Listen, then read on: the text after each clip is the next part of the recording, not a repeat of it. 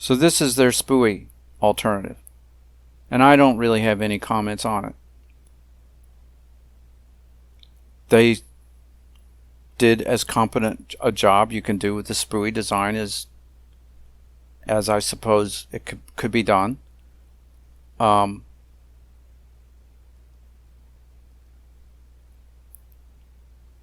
I say that. That's not really true. So here's the railroad track. This is 41 north-south. This is 54. So the bridge is 54 over 41. There's the railroad track, but with their design, they have the railroad track going through the intersection, which is not, it cannot be built that way. There has to be gates. So this median on 54 needs to be extended past the railroad track, which will push the SPUI 41 alignment. For the SPUI alternative, it will push the 41 alignment to the east, which will have more impacts than is shown in their alternative, because there's no way that they can just run the railroad track through the intersection. I complained about this and my complaint was ignored. But that's not allowable. What you see there in that drawing. I can't zoom in any closer, but that's not allowed.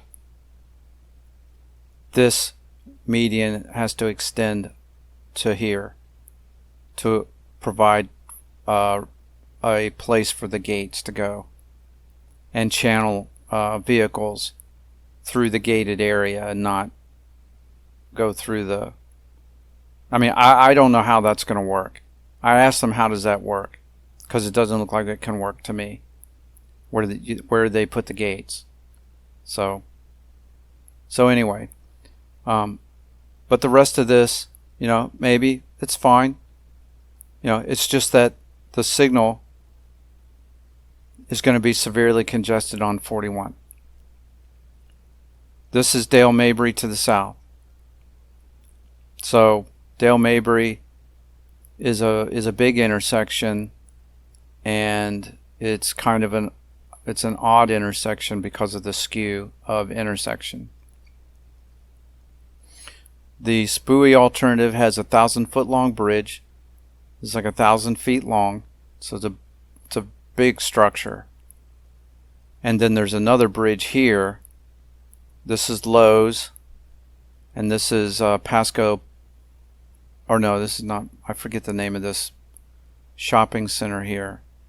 But there's a shopping center, strip center, and there's a bridge here at this driveway into Lowe's and that strip center.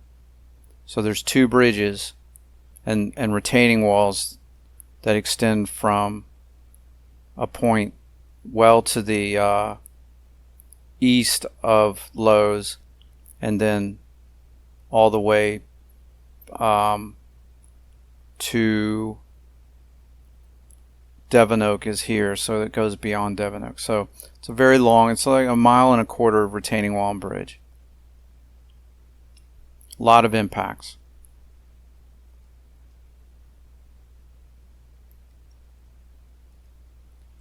Four-phase SPUI variant, and the reason for that is on the ramps. The ramps are frontage roads. Basically, there's intersections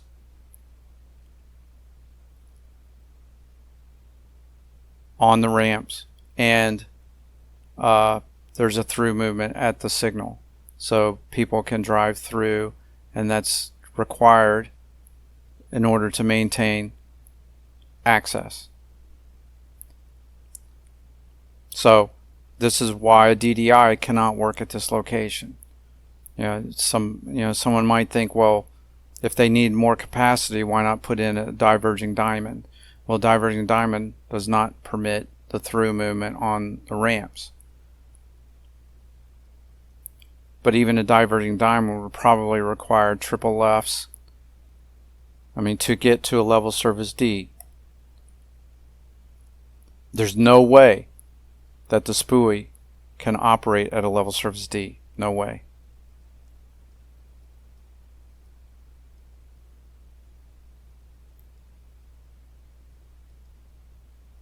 Thousand-foot long bridge spanning over 41 and the railroad track. 1.25 mile length of above ground structures, retaining walls and bridges. SR-54 is an arterial with no existing grade separations. So this would be the first bridge on SR-54 that doesn't go over or have a freeway going over. This would be the first arterial interchange on 54. And the SPUI project cost estimated at $222 million. That does not include life cycle cost. So this is a VSIM model that I made of the SPUI. Now they have a model like this, but they're not showing their model to the public. They don't show any of their VSIM models to the public.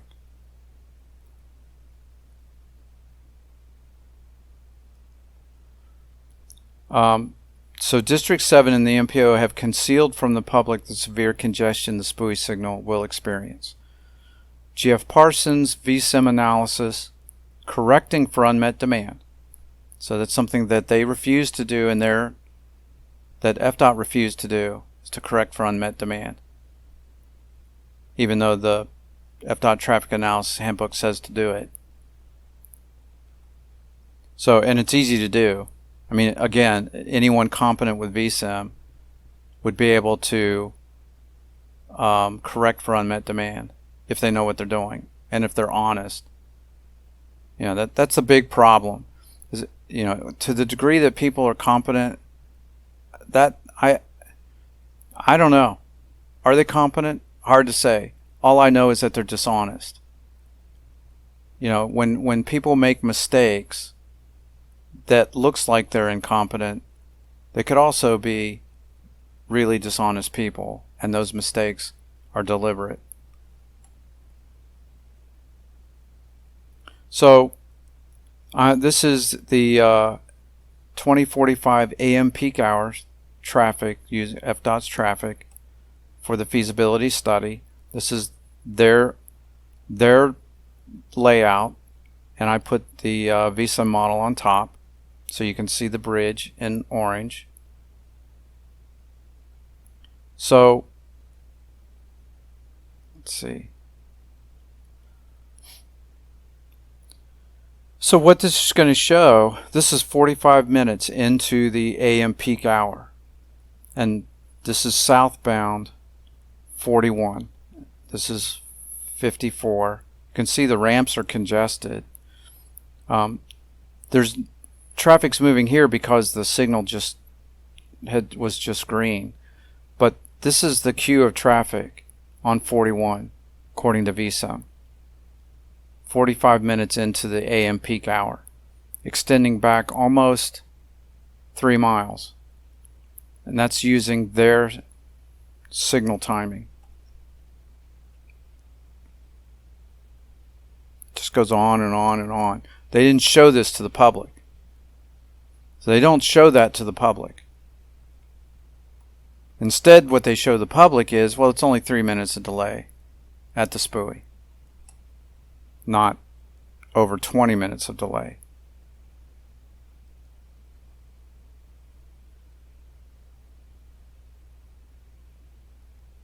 And I showed this to the MPO board. Crickets. They have absolutely zero concern for congestion on US 41. Why is that? Why is it that they have no concern at all for congestion on 41, just so long as they get their bridge on 54?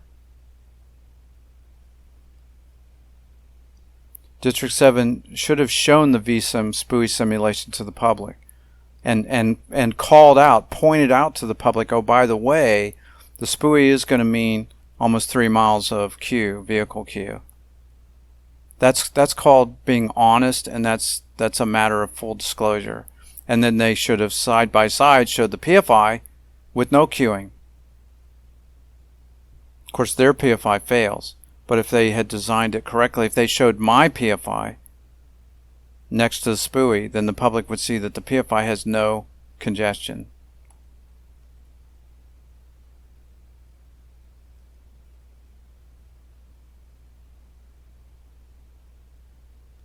So though they had, though if they had shown their VSIM simulations, the PFI would have been shown fraudulently congested. Yeah, because their PFI was designed to fail.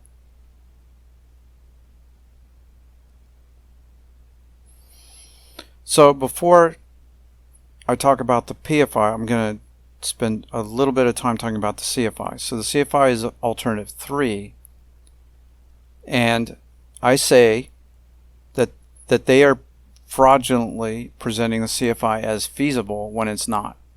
They should have dismissed it. They should have said the CFI is not feasible, and it should only ever have been the SPUI and the PFI. The reason the CFI is not feasible is because of the railroad track. So this is the CFI. It's a 4-leg, 2-phase CFI with bridges, which is asinine. As I've said, there's no reason for that. And then Federal Highways wants to see the PFI at grade compared to a CFI at grade. So all of a sudden, because they've introduced these bridges on the CFI alternative, it then becomes an apple-orange comparison, not an apple-apple comparison. Over my objections, F you, Greg.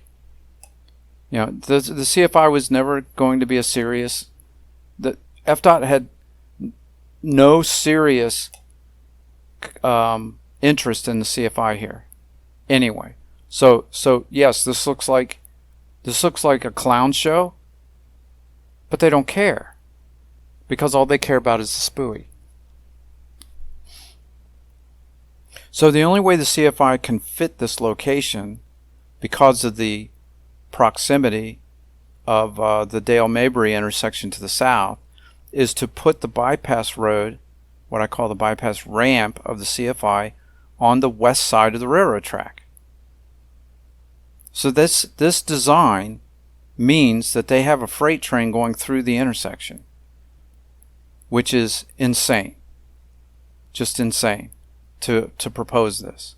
It's completely not safe to have the railroad track go through the intersection like this. The railroad crossing, and I have a detail of this in the next slide, but it's a substandard crossing of the track, and then you have Leonard Road that comes right in, right next to the south crossover junction of the CFI. Totally unsafe, totally substandard design. So it's an absurd alternative, to put the bridge over a full 2-phase. What they should have done, if they were going to have a bridge option with CFI, it should have been the 3-phase CFI, where you have just the ramps and no bridges here, no crossovers, so that the 54 has no CFI legs at all. It looks more like the SPUI. And then the 41 is where the CFI legs would be. That is a 3-phase variant of CFI. That would have been the proper way of combining the CFI with bridges. Then there would not be these. There would still be a bridge at the Lowe's driveway, just as there is with the SPUI, but you wouldn't have these bridges for the crossovers. This arrangement is stupid, basically. But the PFI could be done that way too. I mean, if they insist, and I pointed this out to them, if you want, in fact, I modeled this alternative with the PFI. I designed a 3-phase, 2-leg PFI with bridge. I said, you guys want your bridge for 54? Then put the bridge over the PFI. Do that. Then the PFI only is treated for 41 and the 54 is like the SPUI. Okay. There's no reason that you couldn't do that with the PFI. The benefit is that the 3-phase PFI with bridge will be level service D, and there will be no congestion on 41. 41 benefits from the PFI, and 54 would have the bridge. That option works. That's a lot more expensive. That would greatly reduce my fee. It might even be more expensive than the SPUI. But it means no congestion on 41. No interest in that at all.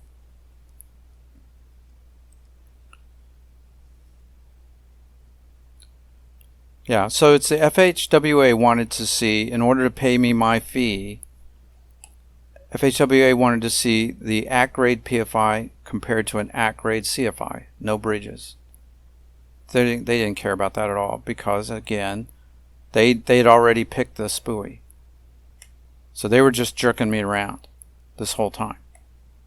And the public, by extension, the public is also just being jerked around. You know, everything they do to me that harms me, they're also harming the public because the PFI benefits the public.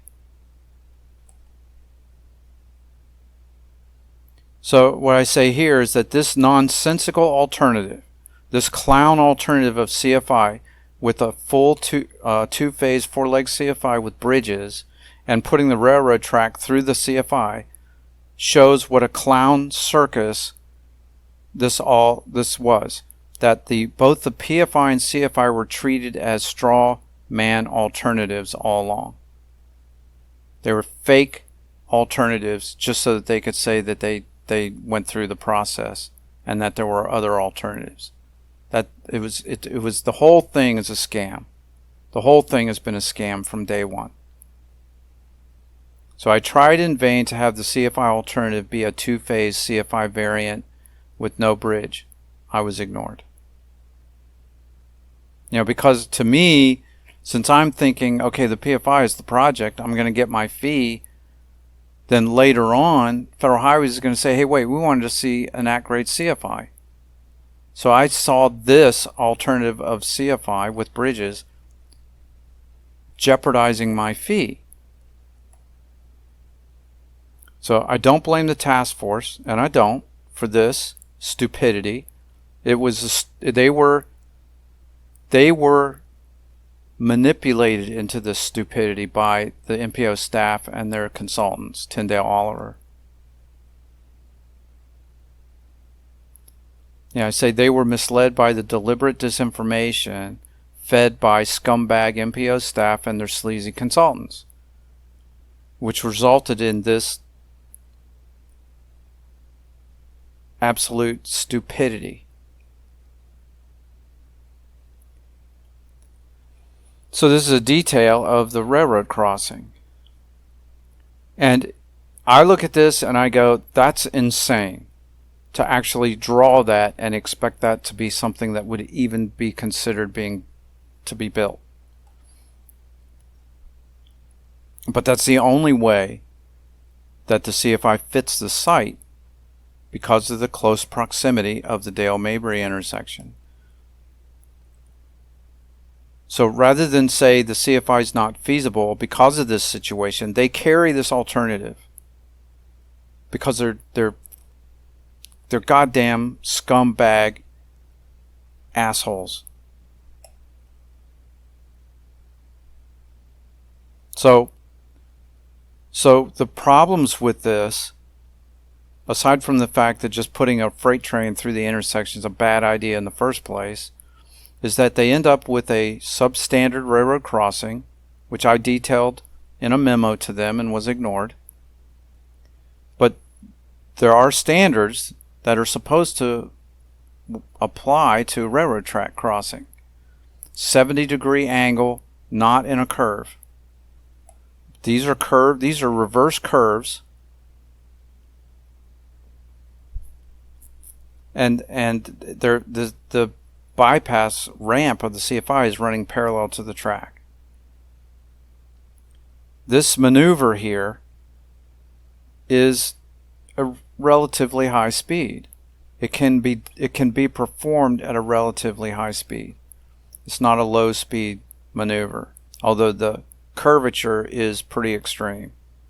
These are low speed curves, but people coming off of 54 I think is got a design speed here, or 41 has a design speed of 55 miles per hour, I believe, which means that people can hit this green light going pretty fast to make this maneuver to get through these reverse curves, and they're crossing a railroad track. It's a really bad idea and unnecessary. Unnecessary, because the PFI doesn't have this problem.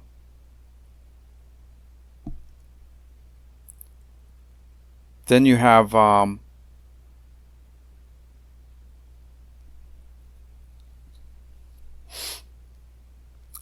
Leonard Road, which is intersecting 41 right at the crossover. This is not a single, this doesn't function as a single intersection. If it is a single intersection, it's a K-style intersection, which is a really bad idea. You don't build K-style intersections. So having Leonard Road here, it should be 660 feet of separation for 41. Minimum 660 feet. I complain about this, and the response I got from Craig Fox was, well, in the future, we'll make sure that, the spacing will be correct. In the future, the spacing will be correct. What the hell does that even mean? This is when you're supposed to show, this is an environmental document. This is a NEPA document where you show all the impacts. If they had to relocate Leonard Road, where does it go? Because it's going to then get too close to Dale Mabry, or they cut it off. That's a big impact, to cut off Leonard Road. We're not going to worry about it. Well, the reason they're not worried about it because they know that they're not going to pick the CFI anyway. So they're not going to have to justify this arrangement. Right? It's all part of the scam. So they've got a ramp off of the CFI bypass ramp. There's another ramp to Leonard Road within this curve. This looks like it was designed by, an 8-year-old. This is ridiculous. People that are on 41 going southbound, are they supposed to be able to turn onto Leonard Road? See, they have a turn into here. That means that if you're on 41 going southbound, you're going 55 miles an hour, then you're supposed to brake, cross all of these lanes, and then turn onto Leonard Road? What the hell? This is unbelievable to me. And I complain about this, and I'm just completely ignored by them.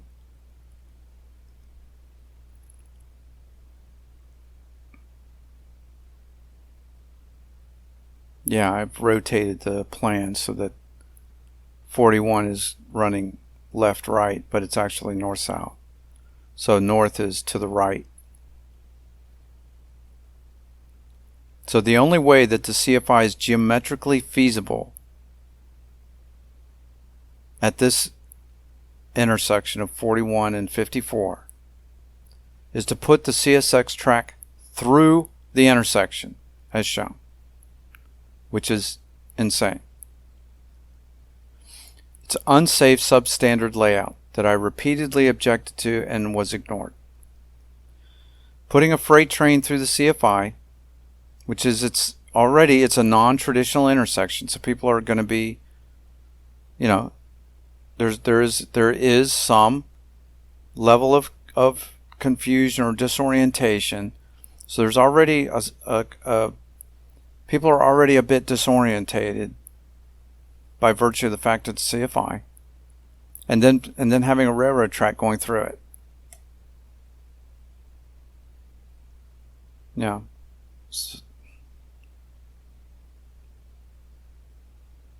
But they weren't. But this is playtime for them. This is play school. This is not real engineering. You don't. This is not real engineers doing real engineering. This is what we call, playtime. So I submitted a detailed memo listing these problems. Because these railroad crossing completely violates their own standards for railroad crossings. And this also constitutes a new crossing of the railroad track, which they're not supposed to be doing. You don't just casually cross a railroad track with an at-grade crossing. They try to eliminate them, not build new ones.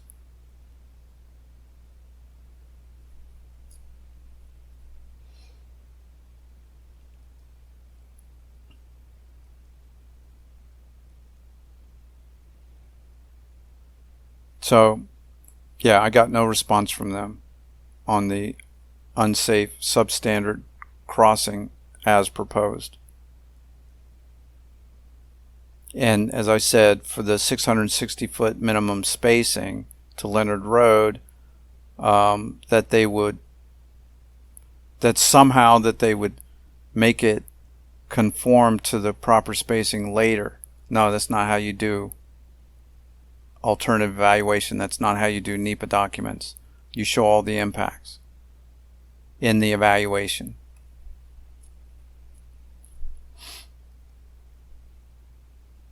Okay, the PFI. So this is their PFI, which I had zero input into. And, if you're a layperson who doesn't know what you're looking at and you just see this, well, it all looks reasonable enough. Oh, it's a PFI. Okay. Yeah, you have to know what you're looking at to know it's crap. And they have to know why it ends up the way it is, which is not explained by FDOT.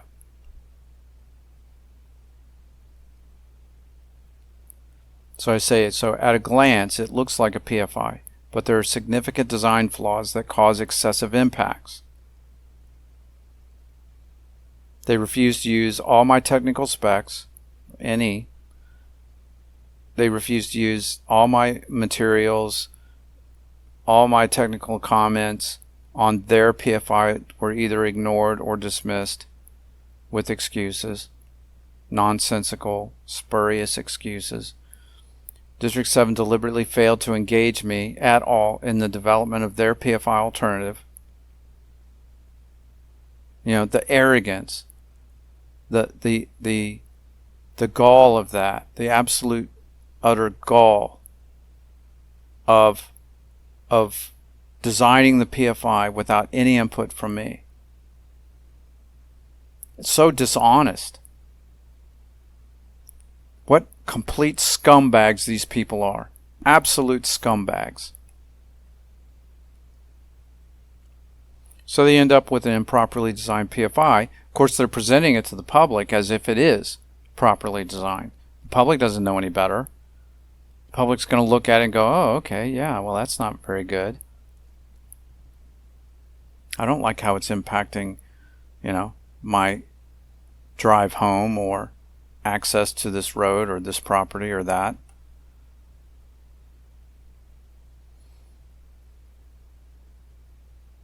So the result of their improperly designed PFI is excessive impacts and delay, which District 7 then used to discredit the PFI. So when they give their presentation to the MPO board in February of 2023, they point out all of the problems that their crap design creates. I told Gwen, don't do it. Don't do it. And as I said, they do it anyway, but just have a deputy sheriff there to remove me. So they estimated the PFI at $108 million in project cost. That does not include my fee. So that's the cost difference between the SPUI at $222 million and the PFI at $108 million. That's $114 million. And there's no question the PFI is the better project. No question at all. And yes, I would get a big fee, but if my fee weren't involved, if there was no fee for me, that's a difference of $114 million savings to the taxpayers for the very much better project for the public. Okay? But that's not what FDOT would choose. FDOT would still choose the SPUI. Because they're scumbags. That's why. Because they're acting in their interest. They pretend to act in the public interest because they have to. They have to give the appearance that they're acting in the public interest while all the while they do what they want to do. What's best for them. And it just so happens to align with the MPO board's agenda of converting this road into a freeway.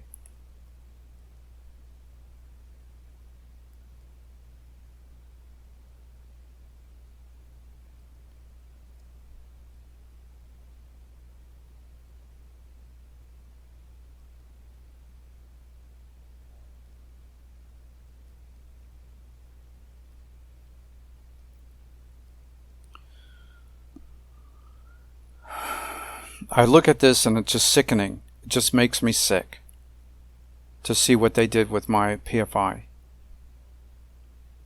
So I'm gonna go through and I have to go look at this in detail. So I've got other exhibits for that.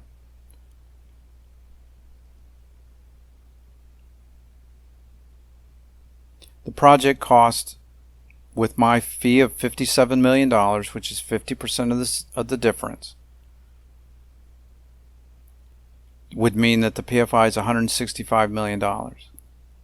That alternative, compared to the $222 million for the SPUI.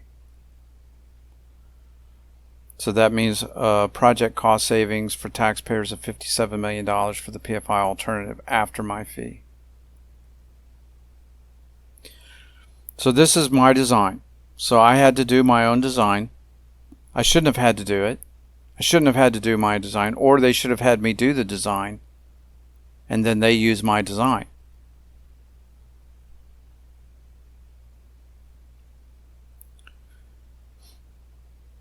Again, you know, from a helicopter view, it's not obvious what the differences are. But the PFI that I've designed has a smaller footprint, smaller impact, and maintains existing access. So once I obtained the District 7 2023 MPO board presentation with the SPUI selected as their final build alternative and misrepresenting the PFI, I did my own PFI design with the latest District 7 traffic. And as I've said, this would be my fourth iteration of the PFI for this intersection. At a glance, the District 7 PFI and my PFI look very similar, but there are significant differences affecting the operation and impacts to the local road and properties.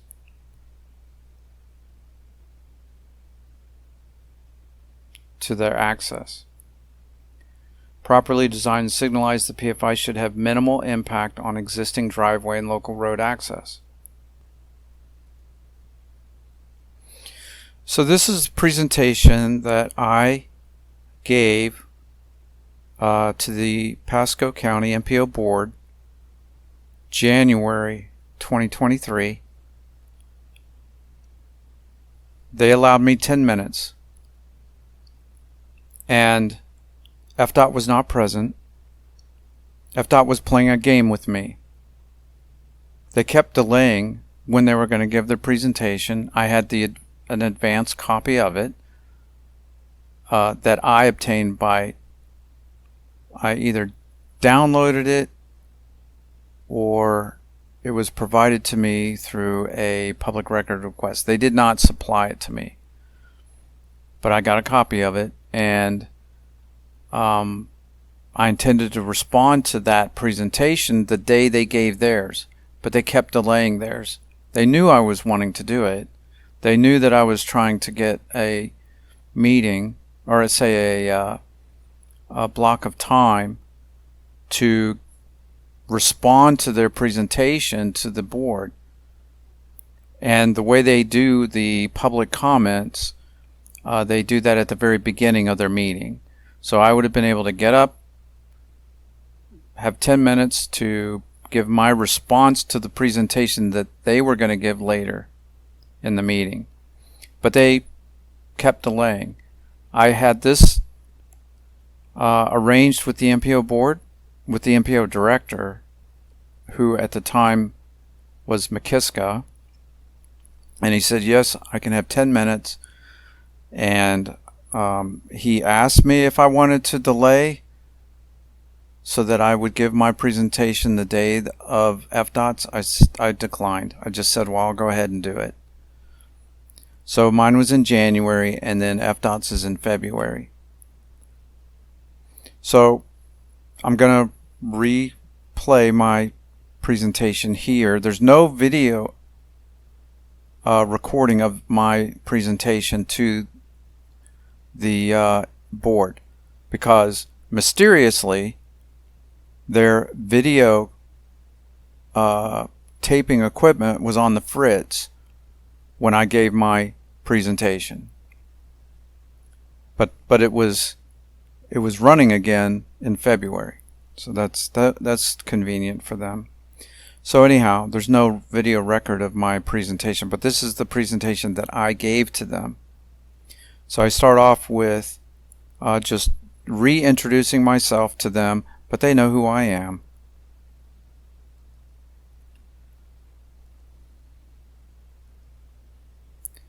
Title slide: my response to FDOT District 7 feasibility study and results.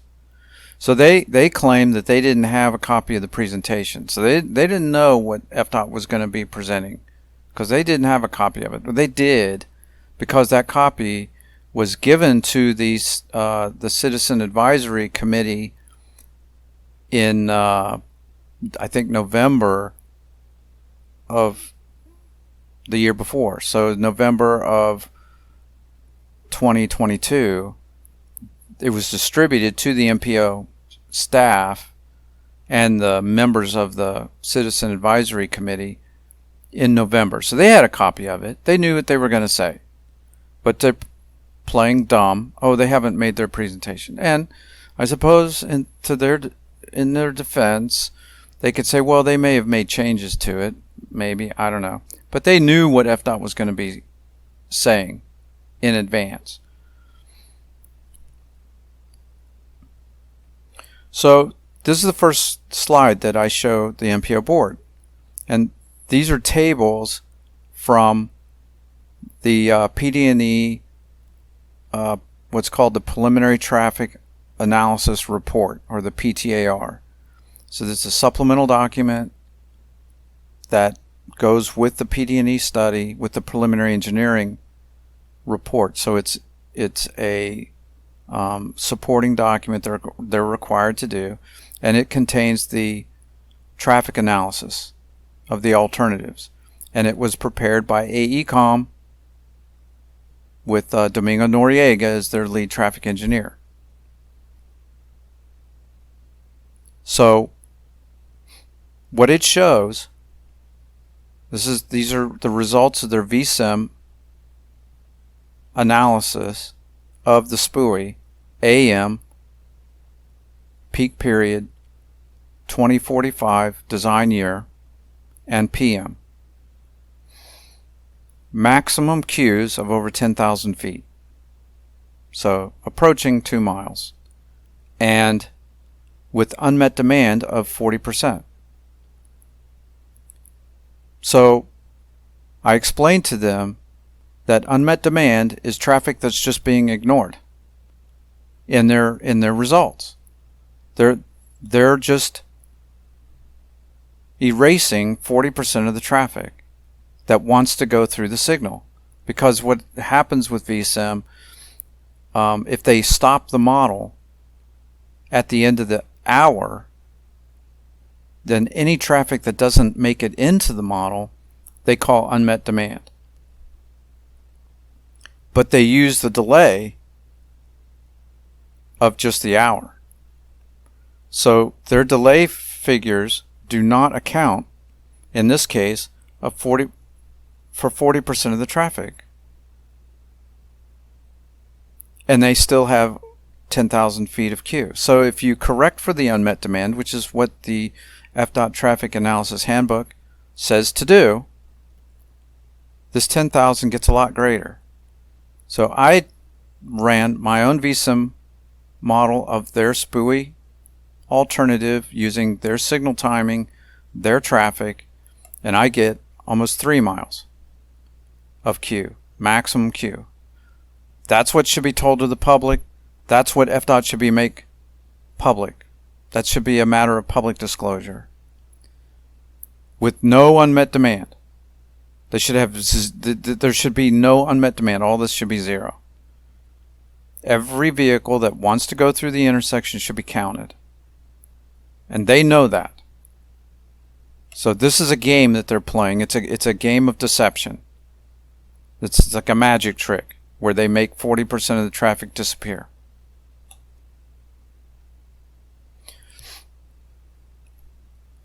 This column shows level service by movement.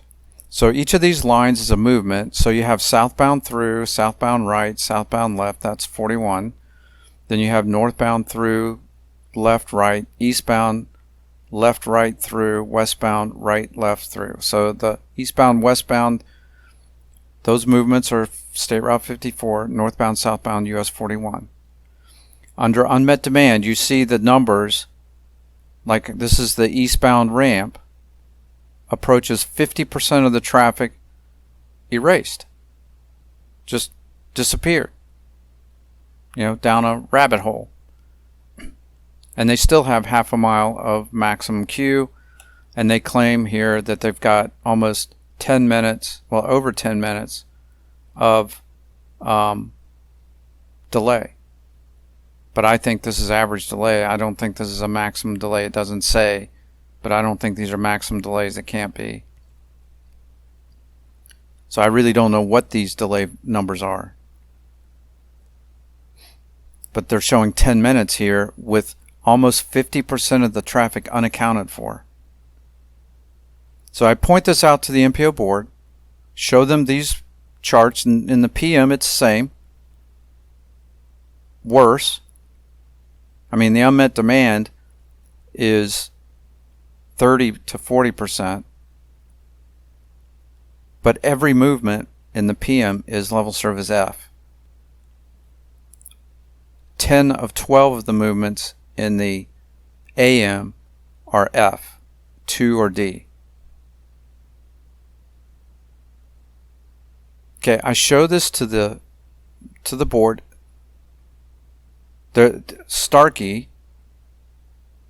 Commissioner Starkey asked, well, what is unmet demand? So I explained to her what it is. I get to the end of my 10 minutes and the chairman wants to stop me and say, your time is up. I say, hey, wait a second. I spent 2 minutes answering her question. That's just how much consideration that I'm getting from the board. They want me to shut up and go sit down, and then they can go on with their normal business.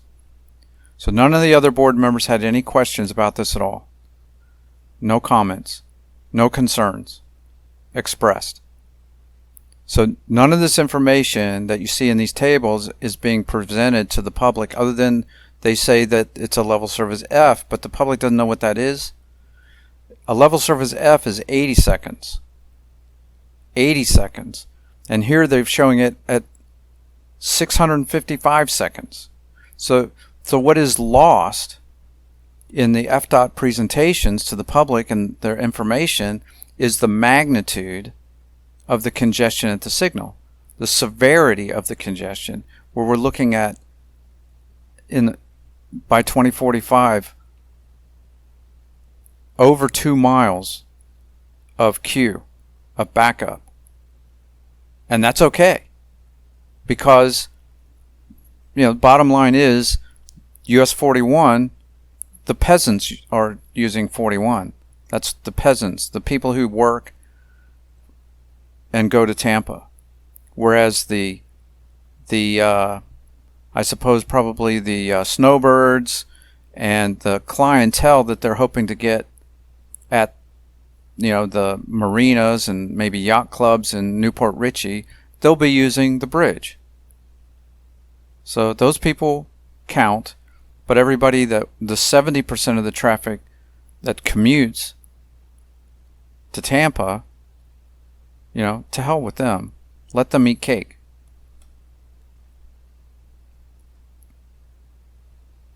So, and then I explain that correcting for unmet demand is what is specified in the FDOT Traffic Analysis Handbook.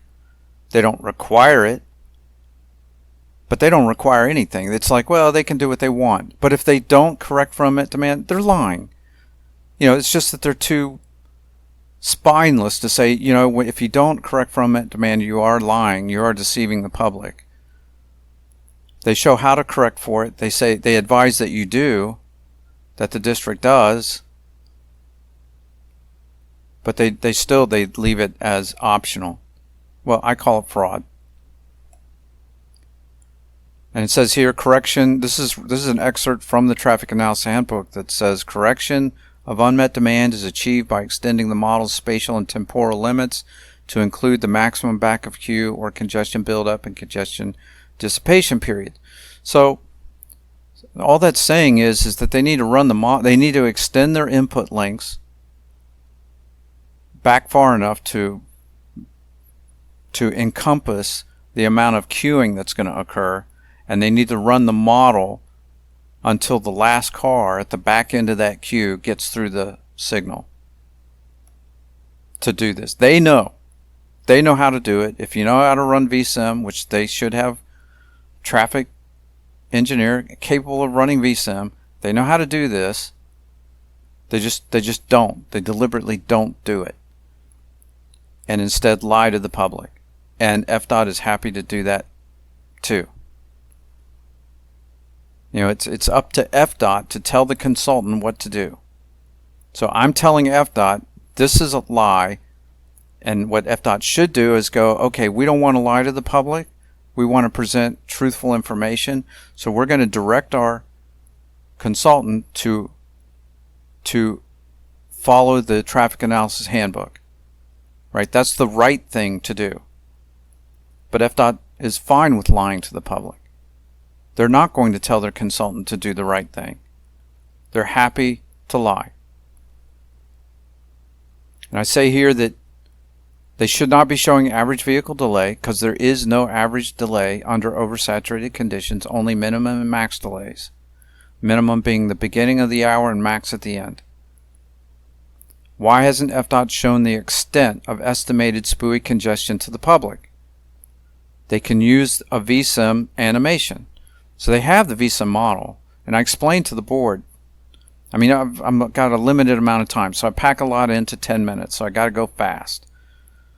Unfortunately, that's also a deliberate thing on their part, to censor the public, to prevent the public from entering into any meaningful exchange. They do that on purpose, because normally they only allow 3 minutes. 3 minutes gives you enough time to give your name and address, because you have to do that.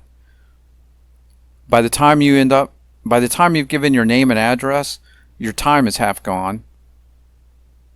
You've got a minute and a half to tell them what is bothering you. And at these meetings, I was the only one there giving them comments. And at the other board meetings I've been to, they may have one or two people, but typically none. but they hold to that 3 minute. So you're the only person giving public comment, but you got to do it in 3 minutes and then go sit down, and they go on with their business as if you're never there. They're so, I don't know what words to describe it. Pompous, arrogant, controlling? I don't know. Manipulative, because it's all about controlling dissent, censoring dissent, a dissenting opinion. They put a lid on it. It's very democratic of them.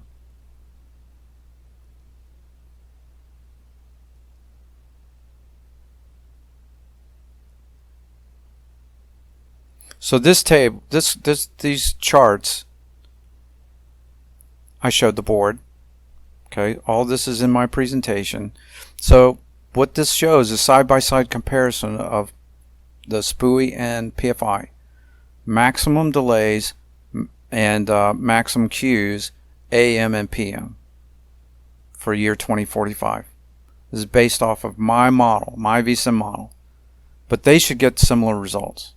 If they do theirs honestly, competently, they should get similar results as I do. Let's put it this way. I stand by my results. If they want to put me on the stand, I'm happy to testify under oath. So what you see here for the PFI, it's all 1 minute maximum, and I just kind of round it up. It varies a little bit, a few seconds here, a few seconds there. It's actually average delay is what matters for the PFI. You can accurately show average delay because every cycle of the signal, the queue clears, and that's how you can get average delay. Average delay is how much is the maximum delay per cycle, because the last car in the queue gets through. That's why there's no congestion. There's no buildup. There's no remaining cars that don't get through the signal. So you take the average of each of those cycles, and that gives you your average delay. That works for the PFI because it clears. It's supposed to clear every cycle of the signal, but not for the SPUI, because every cycle the delay is added. It's accumulated. So you end up with a maximum delay at the end of the hour. So you get to the signal for the SPUI, you get to the intersection. If you get there at the end of the hour, you're going to have the longest amount of delay. So what vSIM what my result is that it's 22 minutes in the morning on southbound on 41. That's using their signal timing and their SPUI design. 22 minutes is what I got. A minute for the maximum for the PFI.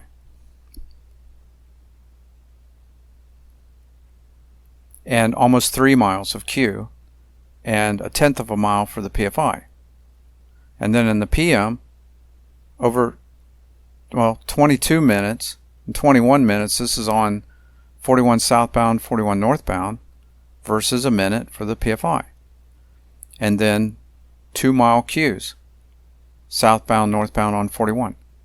So I show this graphic to the board. No comment, no question, nothing. No concern. Don't care. Don't care. Maybe they think I'm just a total liar. Of course, if they do, they didn't say so. They didn't say, wait a second, that must be wrong. FDOT would have said this to us. FDOT would have presented this information to us if that were true. So you must be full of it, which then opens the door for me to substantiate everything that all my claims, show them my models, have somebody independently check my work. I don't care. I stand by it. No. It's just let me say my piece and then go away. so that they can continue on with their normal daily activities of screwing over the public and ripping off the taxpayers.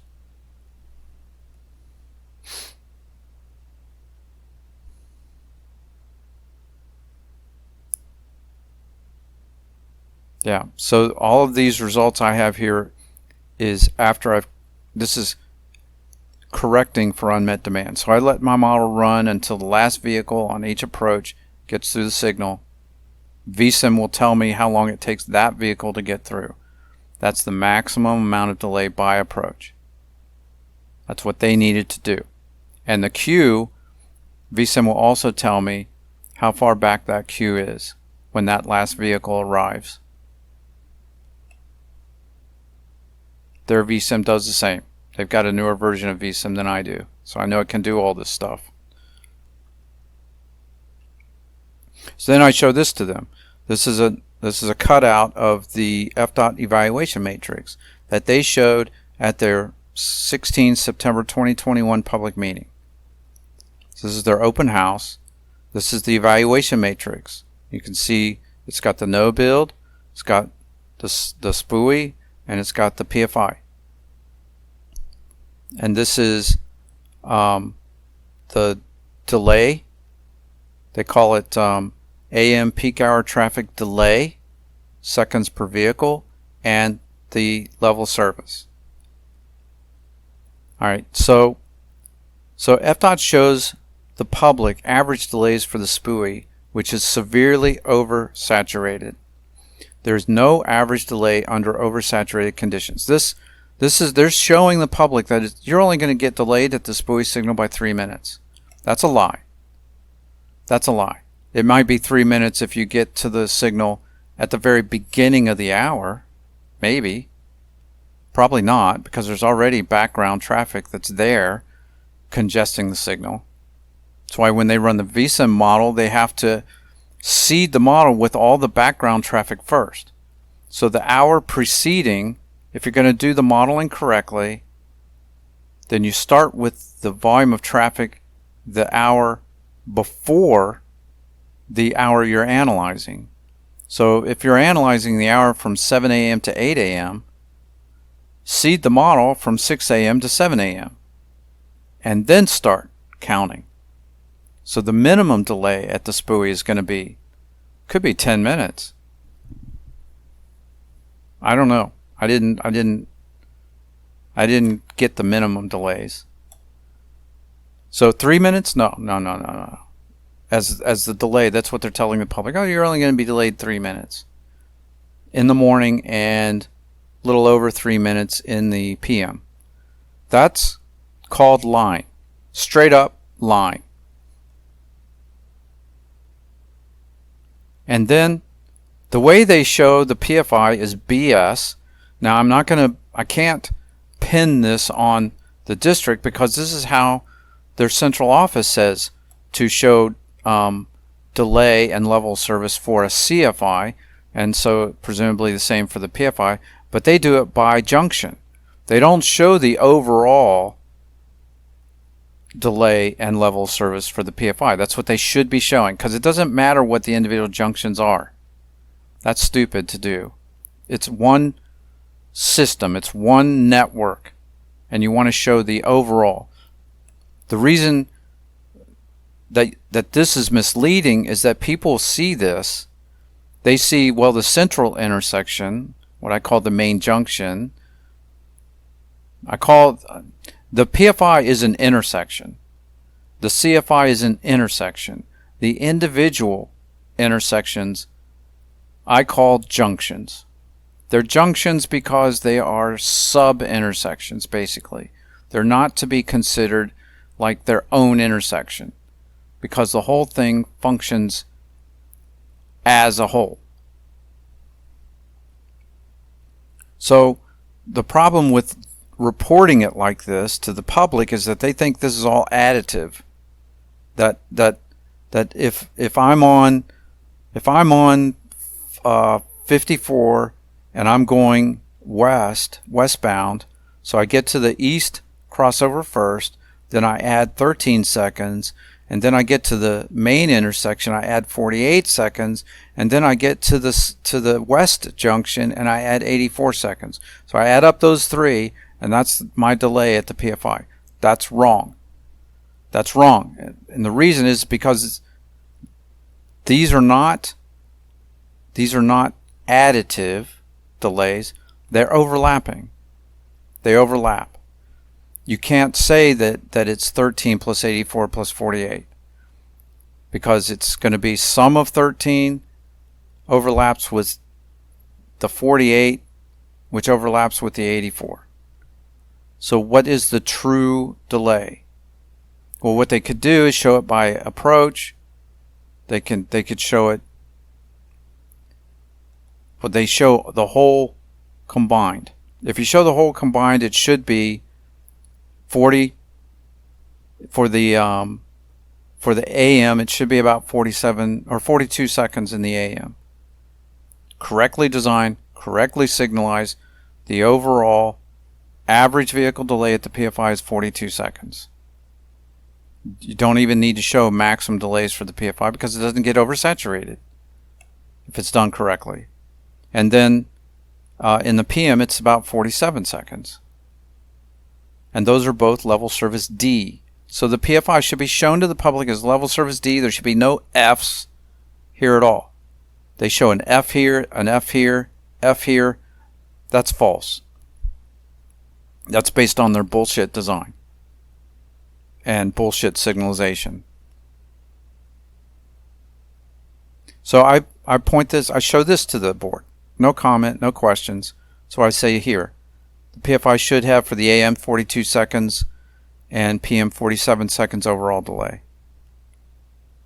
There should be no level service F movements at the PFI. They don't care. Nobody cared.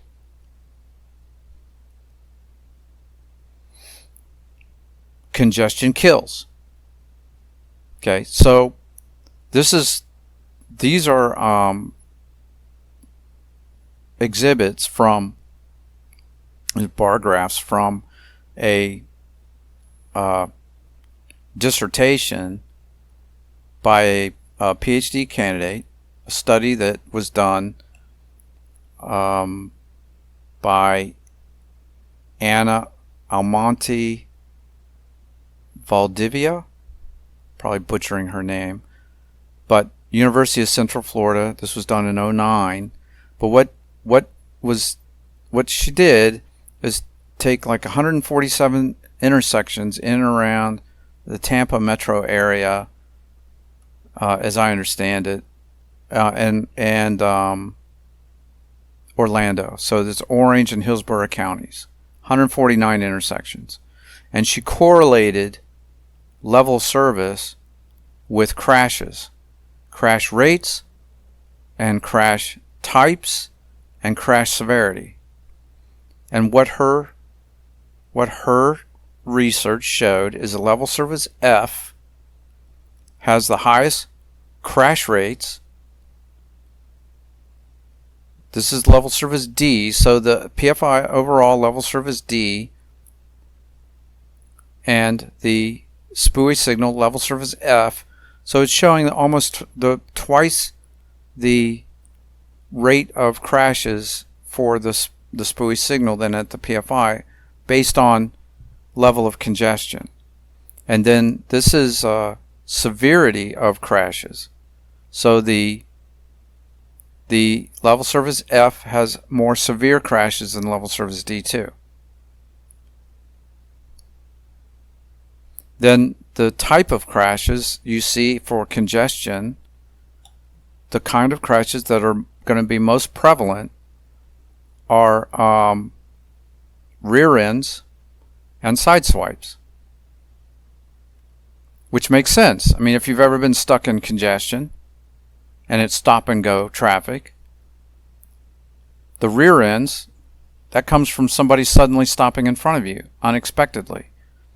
You know, when you're talking about thousands of cars, thousands of drivers trying to get through the intersection in stop and go traffic,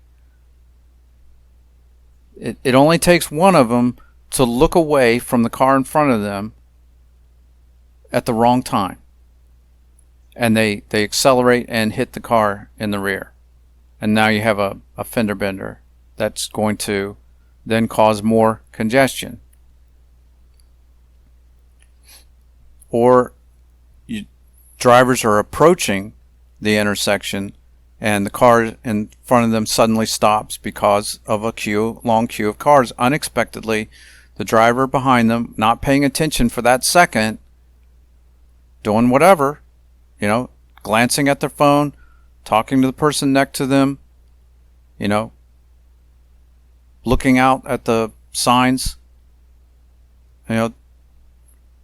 just that second, going 50 miles an hour or 60 miles an hour, and the car in front of them suddenly stops, and you have a rear end. They blame the driver. That's what they do. In fact, that's what the Pasco MPO board members, because Pasco County has a higher crash rate, like on a per capita basis, than other counties in Florida. So it's a problem for Pasco County. Why do they have high crash rates? It's not because of congestion, it's because of driver distraction. And that's how it's going to get written up by the cop that shows up at the scene. Oh, well, the person was following too close, or the person was distracted by their phone, and it's their fault. They ran into the car in front of them that suddenly stopped unexpectedly because of a long queue of cars, because of the congestion at the intersection.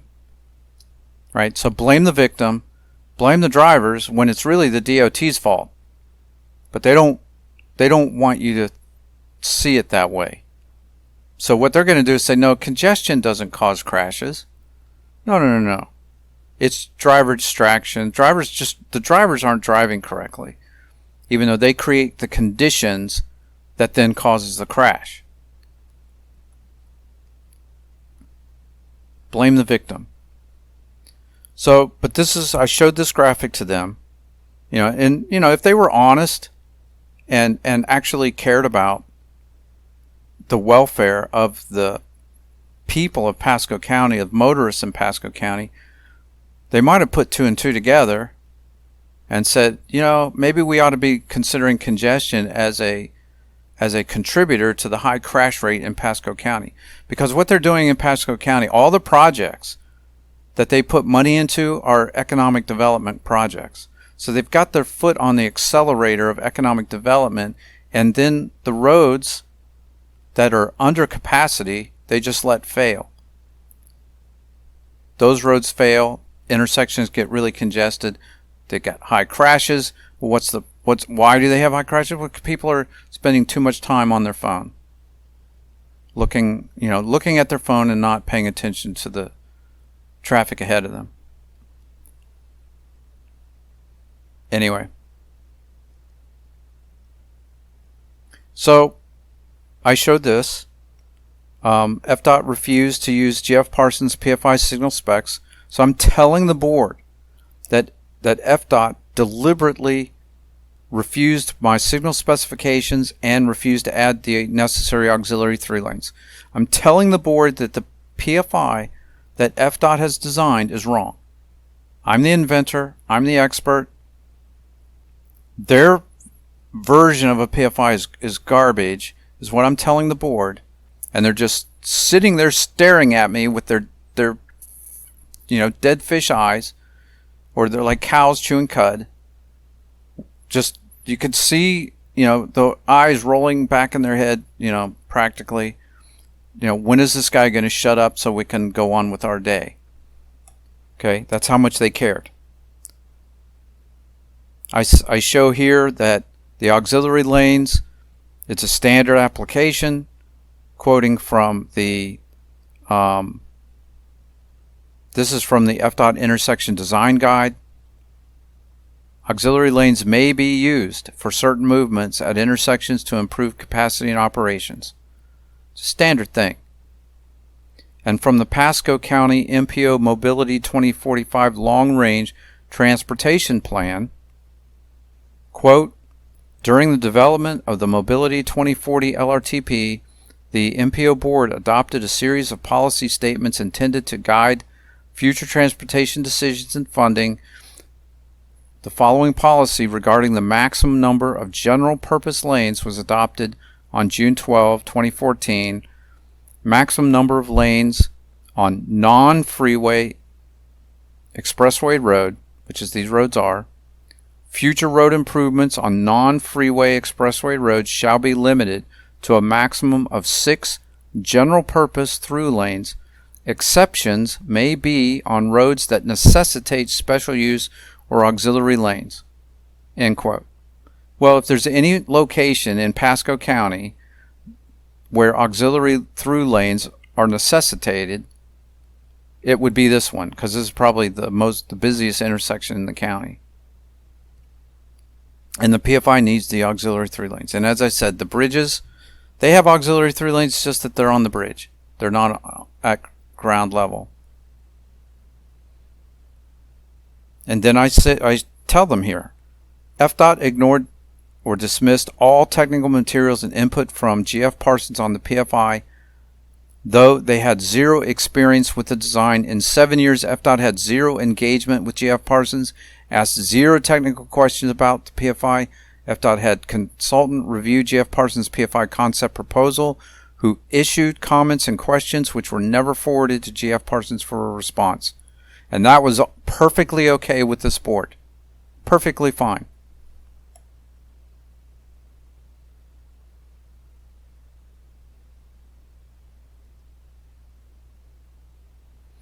So I show them my design of the PFI, how it should look, and I point out that I maintain U-turns at these locations that FDOT cuts off with their design.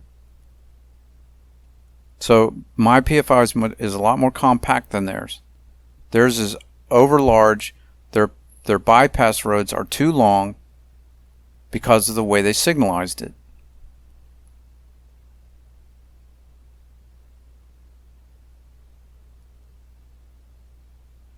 So I've got exhibits from the FDOT presentation that I included. So I say this is what they're going to be showing you. They're going to show you that to get to, this is Pasco, or this is Pasco Plaza, which is in the northeast quadrant of the intersection. And for people coming from the west, going through the PFI, they have to go through the PFI and make a U-turn at the Lowe's signal, and then come back to get to the Pasco Plaza. And I say that's wrong. It should look like this, where people can turn left at 41 and then turn directly into, this is Carson Drive, go right into the Pasco Plaza parking lot.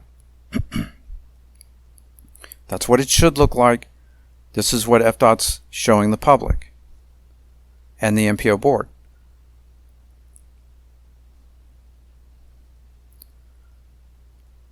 Residential access, Devon Oak Boulevard. So Devon Oak Boulevard is here. There's a neighborhood here, a subdivision, it's community. So what they're showing for the PFI, if you're coming from the west on 54 and you want to turn into Devon Oak, you have to go all the way through the PFI, all the way down to the Lowe's signal, make a U-turn, go back through the PFI, and then you can turn into Devon Oak. That's false. That's wrong. Should look like this, where people come down to the U-turn at Hunt Road, which is what they do today. The PFI, this U-turn should remain open. So people would come down to the U-turn at Hunt Road, make their U-turn, and then go into Devon Oak. The same access from the west that they have today.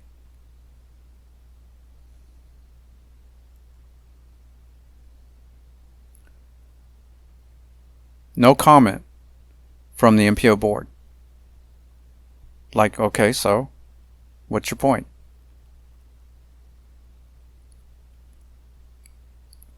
FDOT graphic minimizes actual convoluted crossing.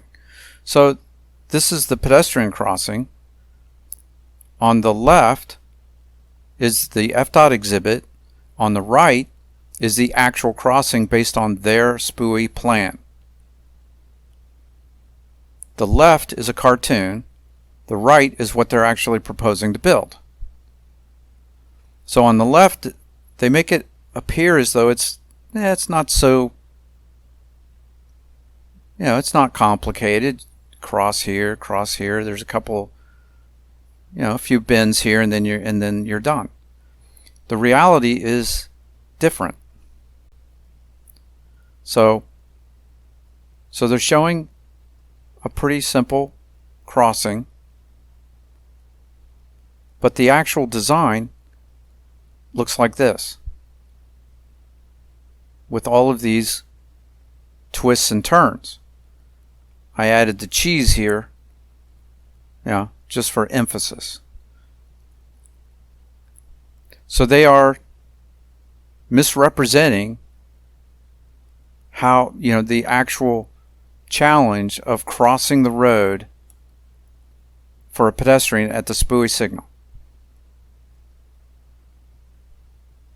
Then this is what they showed for the PFI. So for the PFI, they have this cartoon graphic. They include the bypass junctions in their graphic, which makes the main junction where the pedestrian crossing is really small, and it looks like a green blob.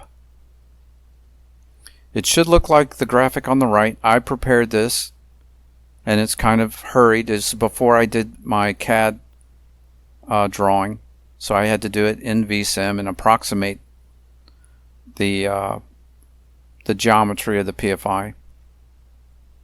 But it shows that to cross the PFI for a pedestrian, yes, they have to cross the bypass road, go across 41, then cross 54, and then cross the 54 bypass road. So that clearly shows, I think, at a more useful scale, what the pedestrian is going to do to cross at the PFI.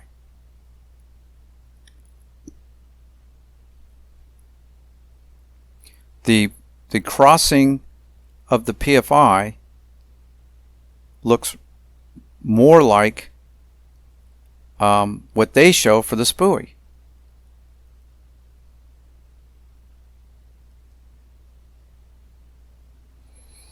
So, by the number comparison. So there's been all this time, for however many years, 6+ years, the agency people, the politicians and the bureaucrats have implied through innuendo, suggested that the PFI is less safe than the SPUI for pedestrians to cross. And that's nonsensical. So if you look at the actual numbers, I think it tells a very different story. So I created this table.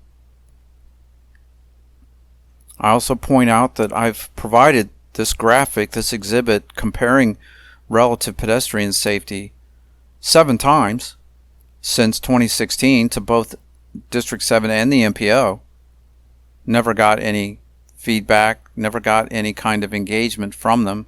They just ignored it. Probably went right into their spam folder, I'm sure. But this table is by the numbers. So maximum lanes crossed in a single crossing. The SPUI 9, the PFI 4. That's with the auxiliary 3 lane. But 9 lanes is safer for pedestrians to cross than 4, according to FDOT. Maximum vehicle pedestrian conflict points in a single crossing. 5 at the SPUI, 1 at the PFI. That's 5 different directions a pedestrian can be struck while in the crosswalk, crossing the 9 lanes. The maximum number of conflict points at the PFI is 1. Maximum distance walked in a single crossing. So this is using their route. Or no, this is curb to curb. All right, so to cross those 9 lanes, it's 138 feet. And at the PFI, it's 55 feet, which is safer for the pedestrian. To be on the pavement to cross 138 feet or 55 feet. Well, according to FDOT, it's safer to cross 138 feet of pavement. Total crossings, 6 for the SPUI, 8 for the PFI. So, okay, put a check mark under the SPUI for that. 2 fewer crossings. Yeah, but my position is, it's not the number of crossings, but the quality of the crossings. It's safer to cross 8 4-lane crossings than the 1 9-lane crossing. It's like, which would you rather have a child jump off of? A 1-foot high wall 10 times or a 10-foot high wall 1 time onto concrete? Which is safer for the child? Well, according to FDOT, the child jumping off the 10-foot high wall onto concrete is safer. Total lanes crossed. So the SPUI has 21, the PFI has 25. 4 more lanes. Total crossing time. SPUI, 6 minutes. The PFI, 3 minutes. Not 20 minutes, according to Commissioner Starkey, which is crazy. I agree. 20 minutes to cross, that would be crazy. But that's not the case at the PFI. The PFI is a little over 3 minutes. And the SPUI is takes almost twice as much time to cross for the pedestrian. That's from the north, that's from the south west to the northeast corner. Total crossing distance, SPUI 839 feet to make that route. PFI 534 feet. So it's 300 feet further for the pedestrian to walk at the SPUI. But that's safer. Must be. Number of course changes. So that's how many jogs there are in the path that the pedestrian has to make to get across, which for a sighted person is not a big deal, but for somebody who doesn't see well, for somebody who has impaired sight, well, that is an issue. A blind pedestrian who has to use their cane to navigate, the more bends there are, the more challenging it is. So at the SPUI, there's 10 bends in the walk path to cross, and 4 for the PFI. I actually got that down to 3, I think, in my final design. Total walk time. That's the time that the pedestrian is actually walking. 3 minutes for the SPUI, 2 minutes for the PFI. Total wait time. That's standing at the curb waiting for the signal to change. For the SPUI, 3 minutes, and for the PFI, a little over a minute. That's because of the short cycle length of the PFI. 60-second cycle length means the most you have to wait before you can start crossing is 30 seconds. Whereas at the SPUI, the cycle length is 4 minutes or more. So you could be waiting there for a few minutes for the pedestrian signal to tell you you can go. Again, no comments from the MPO board. The timing and the analysis of a pedestrian crossing 54 and 41 with the new designs, it was like 20 minutes to get from one corner to the other with like 9 lights or something. Yeah, it's complete BS. Yeah. And they're laughing about this. That's crazy. This is just funny to them. Not that I've ever seen a pedestrian try and cross that intersection. I never have. So that exchange, this is at the October 2022 MPO board meeting. I was not there. This is what is the video record has that exchange. They're lying about the PFI. She's saying, oh, 20 minutes to cross, that's crazy. Yeah, it is. But that's not what it should be. That's FDOT's BS version of PFI. And Gwynn, Secretary Gwynn, thinks it's funny. It's just hilarious. What a hoot. And he says, well, it's not going to be it's not going to be the selected alternative, is what he's telling her. Right? So he knows that they're going to be announcing the SPUI. But they're in on this joke. They're in on this laugh. And I showed this clip to the board, and her response to this was, well, I wasn't talking about the PFI. So that lying POS politician, of course, says, oh, no, we're not talking about the PFI. Well, what were you talking about? You weren't talking about the SPUI, right? Because the SPUI's not crazy. And you weren't talking about the CFI because the CFI's never been in the picture, really. It's never been a contender. You're talking about the PFI. Don't lie even more. So this is a side-by-side comparison that I created. VSIM models. The left one is the SPUI. The right one is the PFI. Using their traffic, their signal timing, my signal timing on the PFI. And what it does is it follows the pedestrian across. So you can't hardly see it, but the pedestrian is walking across right there. Each crossing goes green when the pedestrian has crossed. At the SPUI, the pedestrian is still is here now, waiting to cross 41. And at the PFI, the pedestrian is here,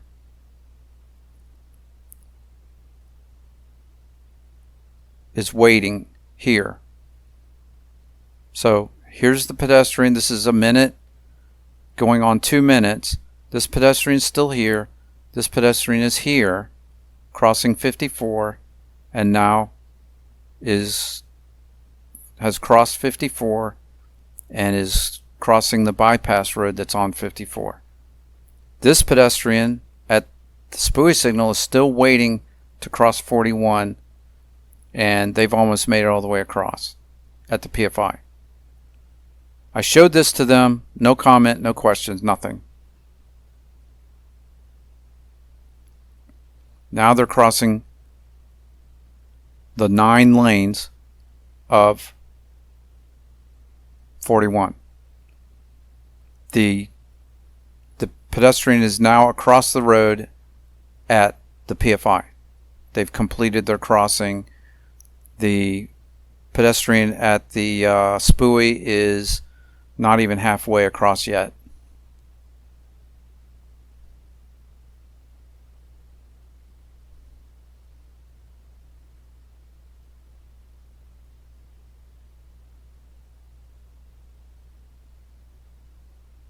Still going. They're waiting here. This is to cross the eastbound 54 ramp.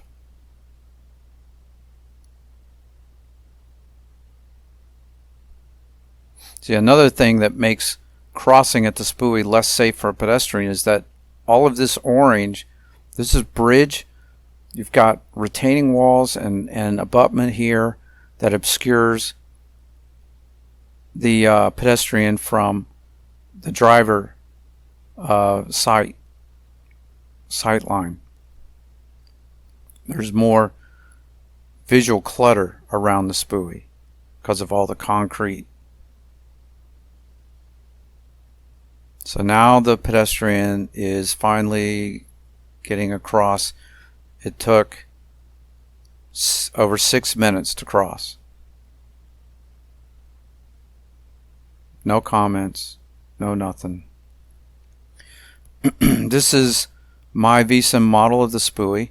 This is 20:45 a.m. period, and it's 40 some minutes into the peak. Traffic is backed up the ramps, and this is going to pan. The camera's going to pan up 41. This is the queue on 41. Just goes on and on. 3 miles, almost 3 miles. No comment from the board.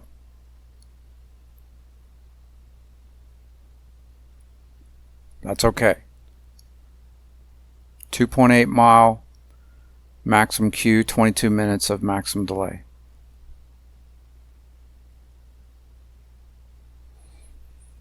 This is my clip of the PFI, my design, my VSIM model. This is 20:45 a.m., basically the same time slice as the SPUI signal. No congestion.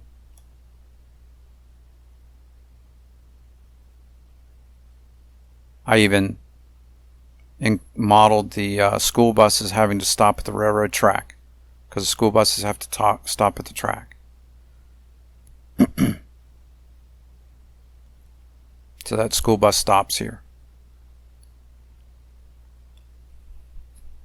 No congestion. 1/10 of a mile max queue, a minute max delay.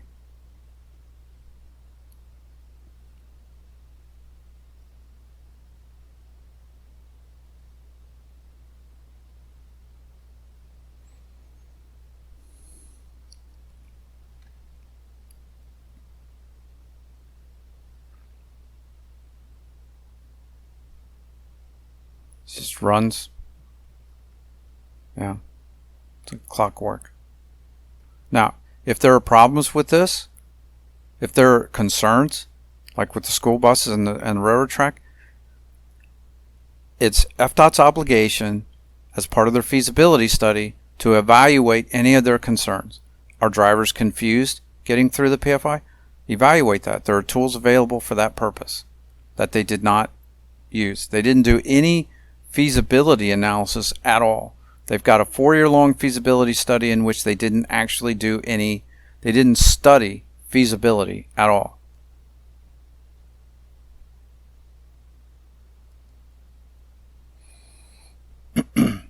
So I showed this to the board, and this is the side-by-side comparison of the various selection factors. So I asked the question, what does this buoy do better than the PFI? Nothing by a lot. Safer for motorists, the PFI. Safest for pedestrians, PFI. No congestion, PFI. Least impact on community, PFI. Greatest user benefit by over $1 billion in time and fuel savings over 20 years, PFI. It's really $2 billion, because it should be $100 million a year. FDOT's $50 million is wrong. Best air quality, PFI. Least noise, PFI. Least visual impact, PFI. Lowest project cost, PFI. Most transit friendly, PFI. Least right-of-way required, PFI. Fewest business relocations, PFI. Least impact on property access, PFI.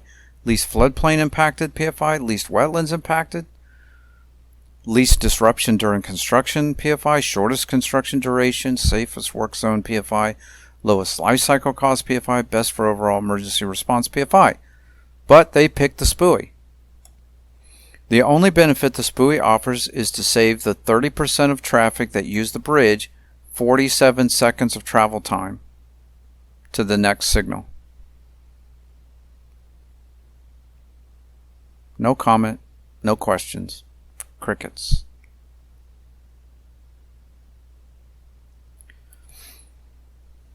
So, I said to the board, in good faith, I proposed the PFI to FDOT and Pasco County in 2016 as a value engineering alternative. All I ever expected was to be given honest, competent, and objective treatment by FDOT and the MPO. That never happened, even though both have a fiduciary duty to do so. The PD&E had a 2020 opening year, but because of FDOT MPO BS and incessant, inexcusable delays, you will have robbed me and my family of my deserved patent fee of $57 million that is based on sharing the project cost savings 50-50 with the Treasury. My patent fee was approved in principle by FDOT Central Office and Federal Highway Florida Division. I've spent thousands of hours and thousands of dollars over the last 7 years, only to be continuously treated by the district and MPO staff and their consultants with utter disdain and dismissiveness. I've had zero input into the FDOT PFI alternative. This has been deliberate sabotage. District 7 and Pasco MPO knew in 2016 the PFI will work and the SPUI won't. Today, 7 years later, the PFI still works and the SPUI doesn't. I implored Secretary Gwynn and this board not to interrupt the then all but finished PD&E for Vision 5456, that the 54 corridor is a long-term concern, but the intersection needs addressed today, that the interruption would tell us nothing new and would result in an unnecessary multi-year delay that jeopardizes my patent fee. My concerns were ignored, but have come true. 4 separate traffic analyses, 2 by FDOT, 1 by the MPO, 1 by me, all produce the same result. The SPUI signal will be severely congested well before the design year, and the PFI correctly designed and operated should have no congestion through the design year. My patent expires next year, and I imagine you all have a good laugh when it does. Questions? And that was the end of my presentation. No questions. Thank you. You can sit down.